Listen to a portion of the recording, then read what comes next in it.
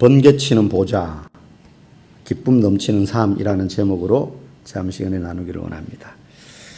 성경에 보면 하나님이 통치하신다, 하나님이 다스리신다, 뭐 이런 또 내지는 그것들을 의미하는 하나님의 주권, 뭐 이런 식의 표현이 성경에는 자주 등장합니다. 통치, 다스림.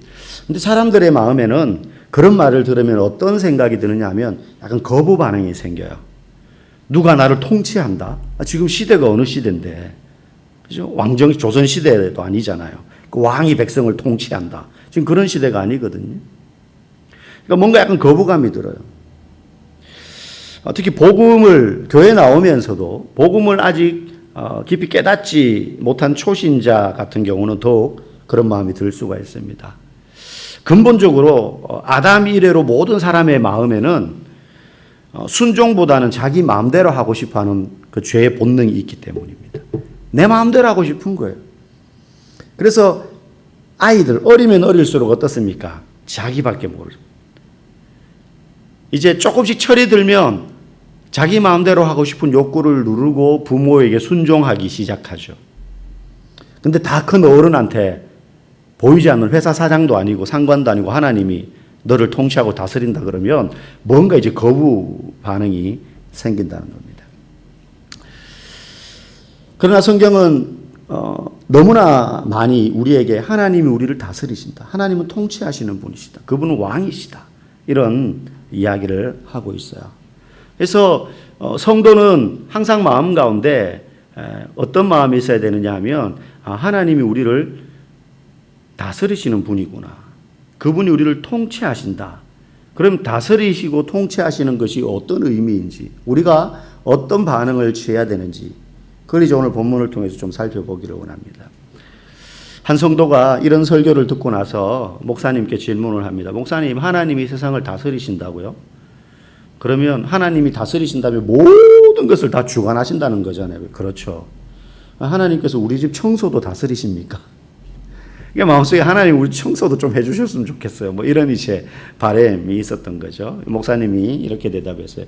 하나님이 다스리시기는 하지만 직접 청소하지는 않습니다. 청소는 집사님이 해야죠. 그러니까 이제 이 말 속에 뭐가 있느냐 하면 하나님이 우리를 다스린다 할 때는 우리는 그냥 통치만 받고 하나님은 우리를 통치하시기만 하는, 마치 우리를 도구처럼 장기의 말처럼 하나님이 마음대로 우리를 부리시는 것처럼, 너 이거 해, 너 저거 해, 그러면 우리는 그냥 아무 생각 없이 가서 그거 해야 되는 그런 사람처럼 우리는 생각하기 쉽지만 사실은 좀 다른 시각으로 이 개념을 받아들여야 돼요. 뭐냐면 하나님이 우리를 통치하시고 다스리신다고 할 때는 우리는 가만히 있고 하나님이 시키는 대로만 움직이고 하나님이 안 시킬 때는 아무것도 안 하고 앉아서 놀고 먹는 게 아니라 우리가 해야 될 그리스도인으로서의 사명을 최선을 다할 수 있도록 우리를 다스리신다는 거예요. 그래서 하나님이 어떤 일을 할 때 우리를 통해서 그 일을 하기를 원하신다는 거예요. 그 예를 들면 막 능력이, 대통령이 이제 새로 세워졌잖아요. 대통령이 나라를 다스리는데 아무리 능력이 좋아도 혼자 다 할 수 없어. 혼자 가서 뭐 다리 공사하는데 삽질하고 말이죠. 포크레인 운전하고 시멘트 포대나르고 이럴 수 없잖아요. 적재적소에 사람들을 시킨단 말이에요. 그러면 대통령이 어떤 일을 시키면 그 일을 감당하는 사람의 마음이 무슨 생각이 들겠습니까? 귀찮아 죽겠는데 대통령이 나를 부려먹네? 이런 생각이 아니라 황공한 거예요. 황송한 거죠. 대통령이 나를 불러서 일꾼을 삼아주시네. 대통령이 나를 국무총리로 불렀어. 대통령이 나를 장관으로 세웠어. 대통령이 나를 일꾼으로 불렀어. 그러면 막 어떤 힘도 생겨가지고 막 기쁨으로 일하게 되어 있죠. 하나님이 우리를 다스리신다 할 때는 하나님이 우리와 함께 일하신다라는 의미예요. 하나님 우리를 통치하신다 할 때는 하나님이 우리와 함께 다스리기를 원하신다는 거예요. 단순히 하나님이 우리를 통치의 대상으로만 바라보신다는 게 아니라는 거예요. 그래서 그때 하나님이 나를 다스리신다면 나는 그리스도인으로서 최선을 다해서 그 사명을 다해야 되는구나. 그럴 때 하나님이 우리를 보고 기뻐하시겠구나. 이게 이제 같이 들어가는 거죠. 오늘 우리는 97편을 통해서 하나님의 통치가 그래서 우리의 삶에 막 억압받고 하나님에게 짓눌리고 이런 게 아니라 오히려 하나님의 통치를 이해할 때 우리의 삶의 기쁨과 소망이 넘친다라는 사실을 오늘 본문을 통해서 우리는 깨닫기를 원합니다. 우리 1절 말씀 한번 같이 읽어볼까요? 여호와께서 다스리시나니 땅은 즐거워하며 헛한 섬은 기뻐할지어다. 보세요. 하나님의 통치는 두려운 심판이 아닙니다. 하나님의 통치는요, 즐거워하고 기뻐해야 될 일이에요. 땅과 섬이 즐거워하고 기뻐해야 된다라고 말해요. 우리는 왜 즐겁고 기쁩니까? 하나님의 통치가 가장 잘 드러나는 모습이 뭐냐면 예수 그리스도예요. 예수 그리스도의 십자가. 죄악으로 말미암아 혼란과 불의와 불법이 가득한 그런 세상에 예수 그리스도를 통하여서 하나님이 통치하심을 보여주셨어요. 죄를 다스리시고 이 세상에 있는 모든 권세자들을 다스리시는 걸 예수 그리스도를 통하여 보여주셨어요. 근데 그 다스리심이 예수를 보내가지고 이 세상 지도자들을 싹 쓸어버리고 뭐 이런 방법이 아니에요. 전쟁을 일으키고 이게 아니라 그분이 대신 죽으시는 방법으로.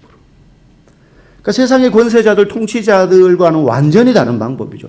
세상의 권세자들은 더 큰 권세를 얻기 위해서 다른 사람들을 제압하고 물리치고 전쟁을 해서 죽입니다.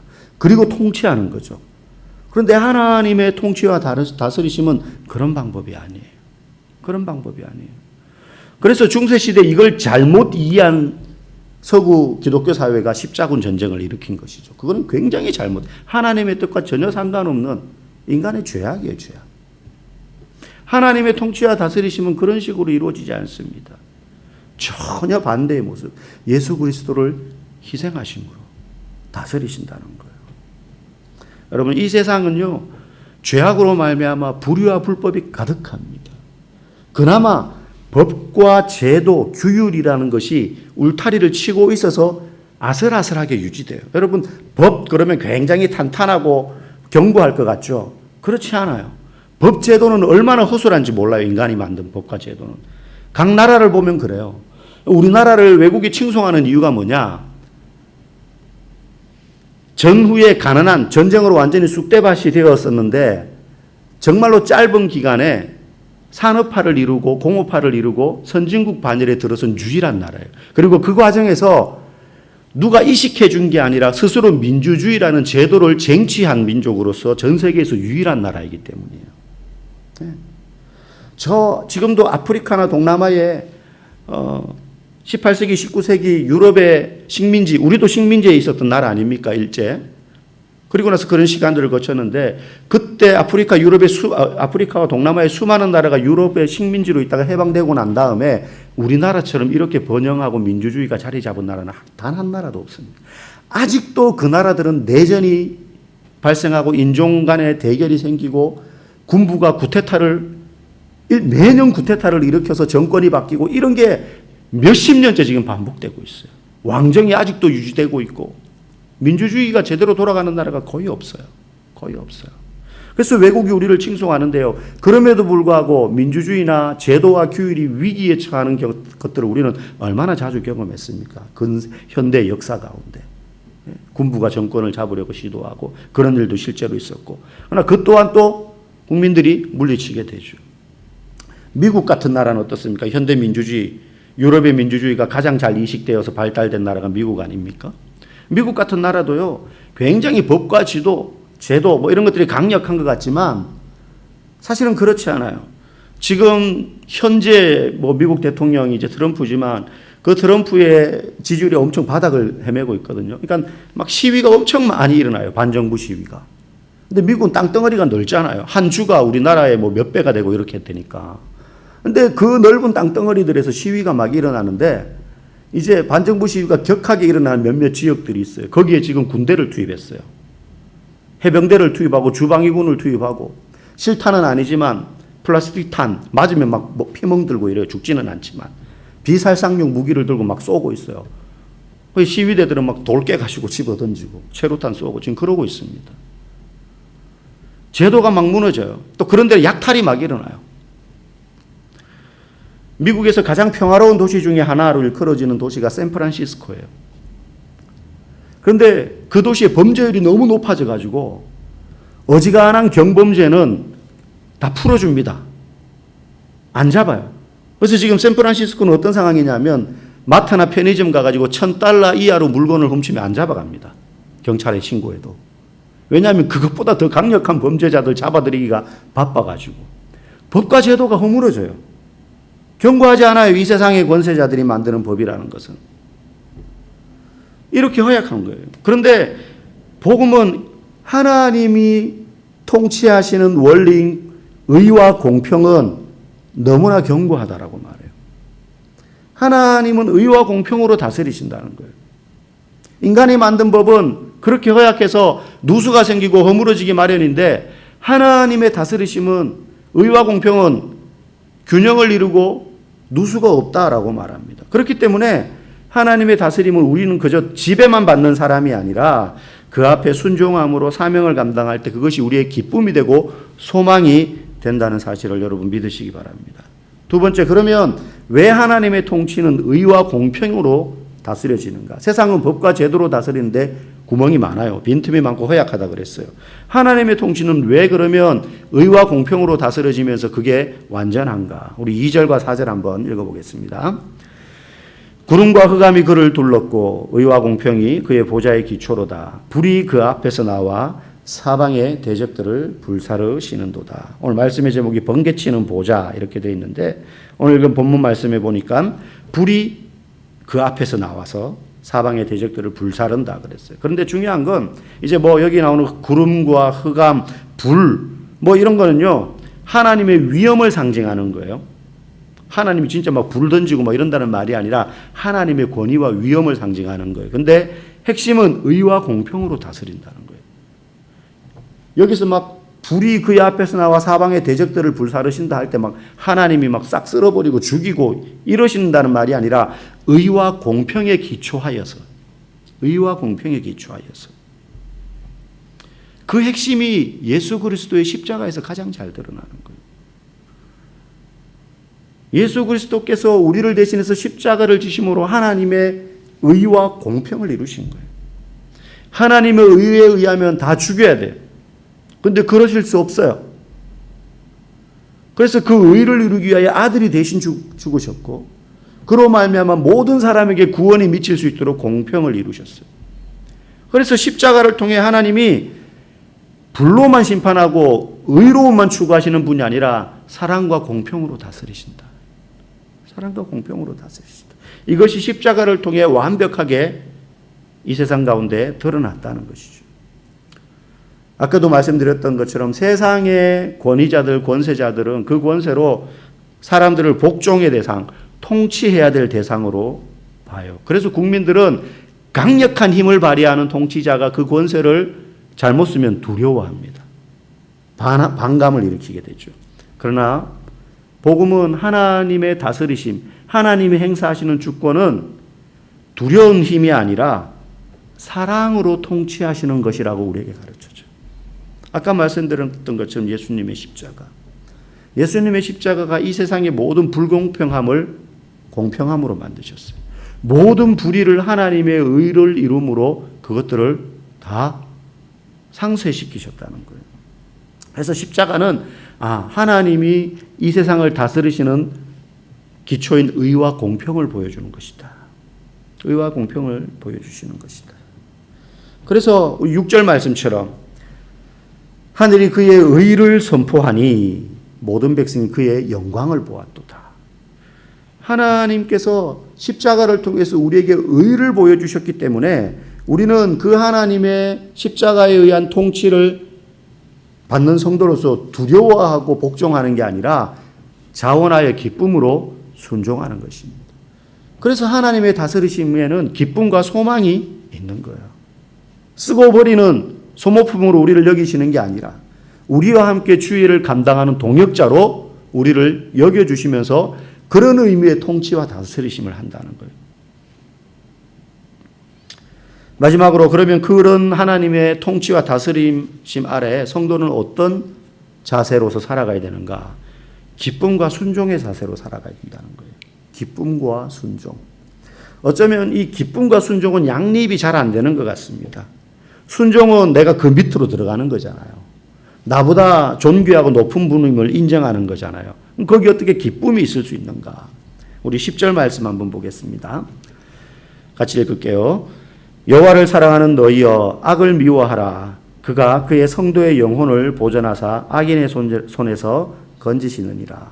하나님의 통치를 아는 백성은 기뻐하게 되는데, 아까 말씀드린 것처럼 하나님의 그 십자가의 공의와 공평을, 의와 공평을 아는 성도는 십자가라는 그 형벌의 상징임에도 불구하고 두려워 떨기만 하는 것이 아니라 그게 은혜의 상징으로 다가오기 때문에 기뻐하고 그리고 그 앞에서 순종하게 된다는 거예요. 여기서 악을 미워하라 이 말은 하나님이 미워하라고 명령하셨으니까 악은 미워해야 돼. 그런 율법적인 명령이 아니라 예수님의 사랑을 아는 사람에게서 자연스럽게 나오는 반응이에요.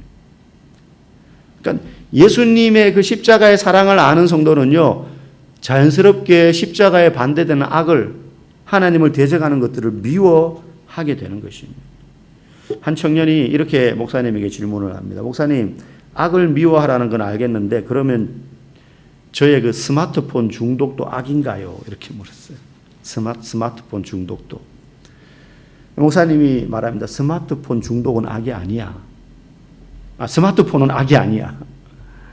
그 스마트폰을 통해서 너의 마음이 하나님으로부터 멀어지고, 그래서 하나님의 사랑을 따라 살아야 됨에도 불구하고 그분의 통치를 귀찮아하고 싫어하게 된다면 스마트폰에 빼앗겨버린 너의 태도와 마음은 그 순간 악한 마음이 되는 거예요. 기계 자체가 악한 건 아니에요. 여러분, 칼이 악입니까? 칼도 여러 종류잖아요. 어떻게 쓰느냐에 따라. 요리 도구로 쓰면 그거는 사랑의 도구일 수도 있어요. 가족들을 먹이기 위한 엄마가 사용하면. 그게 강도가 들면 그게 악이 될 수 있지만. 스마트폰 자체가 악은 아니지만 그걸 통해서 우리의 마음이 하나님의 다스리심과 통치를 싫어하고 귀찮아하고 멀어지면서 오히려 엉뚱한 곳으로 향해 달려나가고 빼앗겨버리면 내 마음은 악한 것이 되어버리는 거죠. 그래서 우리 마지막 11절 말씀 한번 읽어보겠습니다. 의인을 위하여 빛을 뿌리고 마음이 정직한 자를 위하여 기쁨을 뿌리시는도다. 저는 이 표현이 참 마음에 듭니다. 빛을 뿌리고 기쁨을 뿌린다. 어디에? 우리의 마음에. 여기서 말하는 의인이 누구예요? 앞에서 계속 말한 하나님의 다스리심과 통치하심을 기뻐하며 순종하는 사람.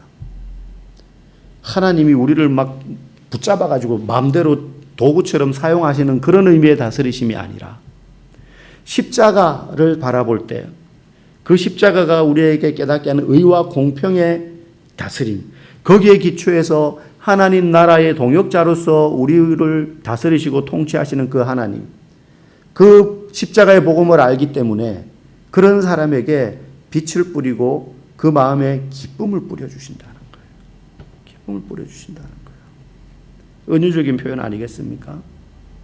복음을 깨닫고 그 하나님의 통치를 인정하며 순종하는 성도에게는 하나님의 빛과 기쁨이 넘치게 되는 줄 여러분 믿으시기 바랍니다.